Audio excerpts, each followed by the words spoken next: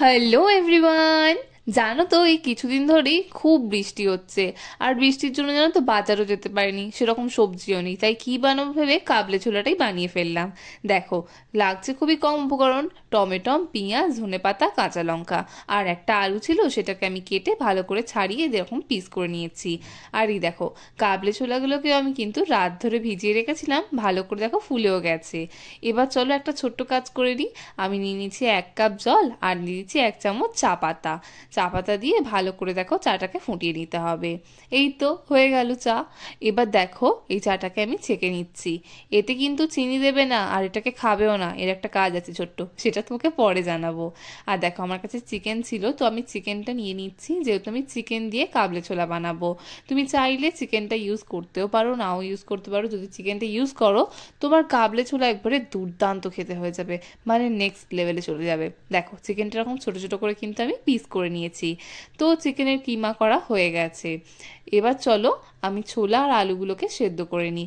Pressure কুকারে দেখো ছোলাটাও দিয়ে দিয়েছি, আলু দিয়ে দিয়েছি। এবার এখানে মশলা দিয়ে দিচ্ছি: তেজপাতা, এলাচ, লবঙ্গ আর দারচিনি।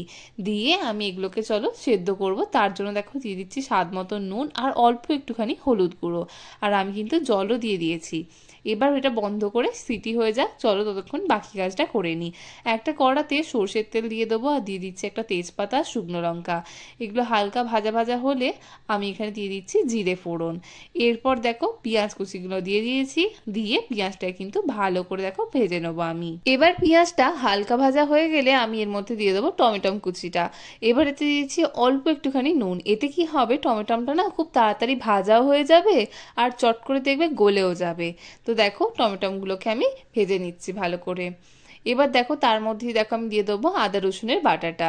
দিয়ে ভালো করে কিন্তু আমি আদা রসুনটাকে কষিয়ে নেবো। দেখো এইরকম ভাবে খুন্তি করে একদম ভালোভাবে মিক্স করে নিচ্ছি। আর ফ্লেমটা না এই সময় একটু লো রাখবে, আদা রসুনটা না বড্ড ছিটকায়, সেই কারণে। দেখো ভালো করে মিক্স করে নিয়েছি। এবার দিয়ে দিচ্ছি লঙ্কার গুঁড়ো, আর দিয়ে দিচ্ছি একদম অল্প পরিমাণে চিনি। এতে কি হবে, কাশ্মীরি লঙ্কার গুঁড়ো ছাড়াই কিন্তু খুব সুন্দর লাল একটা রং হবে। লঙ্কা গুঁড়োর পর চিনি দিলে ঠিক এইরকম দেখো কি সুন্দর লাল টকটকে কালারটা এসেছে। তো এগুলোকে ভালো করে কিন্তু কষিয়ে নেবো। এবার দিয়ে দেবো অল্প পরিমাণে হলুদ গুঁড়ো, দিয়ে দিচ্ছি ধনে গুঁড়ো 1 চামচ, আর দিয়ে দিচ্ছি জিরে গুঁড়ো। দিয়ে সমস্তটাকে দেখো ভালো করে কিন্তু মিক্স করে নেবো। মশলাগুলোকে ভালো মতন কিন্তু কষাতে হবে, আর মশলা যত ভালো কষাবে রান্না কিন্তু তত ভালো হবে। দেখো মশলাটা একটু শুকনো শুকনো হয়ে গেছিলো বলে আমি এর মধ্যে কিন্তু একটু জল দিয়ে দিয়েছি।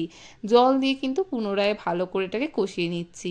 এবার দেখো চিকেন কিমাটা আমি এর মধ্যে দিয়ে দিচ্ছি, দিয়ে দেখো সঙ্গে সঙ্গে কিন্তু মিক্স করে নেবো। মিক্স করে দেখো চিকেন কিমাগুলোকে কিন্তু ভালো করে আমি কষিয়ে নিচ্ছি এর সাথেই, মানে চিকেন কিমাগুলো সেদ্ধও হয়ে যাবে। এই দেখো ঠিক এইরকম ভাবে।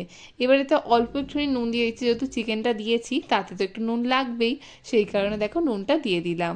দিয়ে ভালো করে দেখো পুনরায় মিক্স করে নিয়েছি। এবার ঢাকা বন্ধ করে চিকেনগুলোকে সেদ্ধ হতে দেবো। এবার দেখো কিছুক্ষণ পর ঢাকা খুলে আমি একটুখানি জল দিয়েছিলাম, যেহেতু একটু শুকনো হয়ে গেছিলো। তো সমস্তটাকে দেখো ভালো করে আমি আবার ঢাকাটা খুলে এইরকমভাবে মিক্স করে দিচ্ছি, যাতে নিচে বসে না যায়, সেই কারণে। এবার ভালো মতো কষিয়ে নেওয়ার পর আমরা এখানে দিয়ে দিচ্ছি কসুরি মেথি, আর দিয়ে দেবো 1 চামচের মতন ঘি। সমস্তটাকে কিন্তু ভালো করে মিক্স করে নিতে হবে। আর এবার পাবে তুমি আসল মশলার জাদু, যা দারুণ গন্ধ ছাড়বে না, রান্নাঘর কেন পাশের বাড়ি অবধি কিন্তু গন্ধ চলে যাবে। তারাও জিজ্ঞাসা করবে আজকে কি রান্না করছো। তো দেখো ভালো মতন কিন্তু কষানো হয়ে গেছে, আর কালারটাও দেখতে পাচ্ছ কি দারুণ এসেছে। এবার দেখো আমাদের এই কষানোর কাজটা একবারে কমপ্লিট হয়ে গেছে। এর মধ্যে আমরা দিয়ে দিচ্ছি একটু কাঁচা লঙ্কা। কাঁচা লঙ্কাটাকে আমি আধখানা করে দিয়ে দিয়েছি। এবার আমি দিয়ে দিচ্ছি ছোলা সেদ্ধটাকে, দিয়ে সমস্তটাকে ভালো করে কিন্তু মিক্স করে নিতে হবে। এই দেখো ঠিক এই রকম ভাবে সমস্তটাকে দেখো মশলাগুলোকে আমি এরকম ভাবে ভালো করে কিন্তু মিক্স করে দিয়েছি, যাতে একদম পুরো ইভেনলি মিক্স হয়ে যায়। আর এরপর কিন্তু জল দেব না, আমরা যে চায়ের লিকারটা বানিয়েছিলাম সেটাকে কিন্তু এর মধ্যে দিয়ে দেবো। একদম ঠিকই দেখছো, লিকারটাকে এর মধ্যে দিয়ে দিতে হবে, এটাই কিন্তু এই রান্নার মেন ট্রিক। এরপরে তোমার দেখবে কাবলে ছোলার টেস্ট একদম পুরো নেক্সট লেভেল চলে যাবে। আর দেখো আমি একদম ফ্লেমটাকে বাড়িয়ে দিয়েছি। এবার এর মধ্যে দিয়ে দিচ্ছি গরম মশলা, আর উপর থেকে ছড়িয়ে দেবো ধনেপাতা। তাহলেই কিন্তু আমাদের কাবলে ছোলা একেবারেই রেডি হয়ে যাবে। আর আমি যে প্রসেসটা বললাম এইরকমভাবে তুমি লিকার দিয়ে অবশ্যই ট্রাই করো, দেখবে তোমার কাবলে ছোলা এত সুন্দর খেতে হয়ে যাবে, সবাই জিজ্ঞাসা করবে কিভাবে বানাবে। বানালে, মানে তারা সত্যিই কুল কিনারা খুঁজে পাবে না, এটা এত সুন্দর খেতে হয়।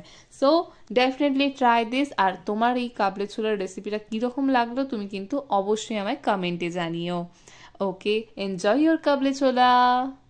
এবার তোমাদের একটা ছোট্ট কাজ, চটপট যাও ইউটিউবে সার্চ করো ফোরন বলে, সাবস্ক্রাইব করে বেল আইকনটা ক্লিক করতে একদমই ভুলো না, যাতে আমাদের নিত্য নতুন রান্নার নোটিফিকেশন তুমি সবার আগে পাও।